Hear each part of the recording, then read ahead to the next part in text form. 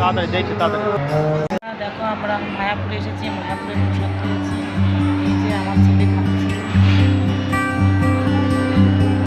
এই যে আমরা প্রসাদ খেয়েছি।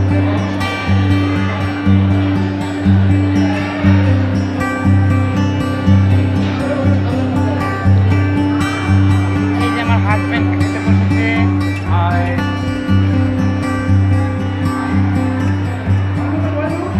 খেতে দিয়েছে, মঞ্চ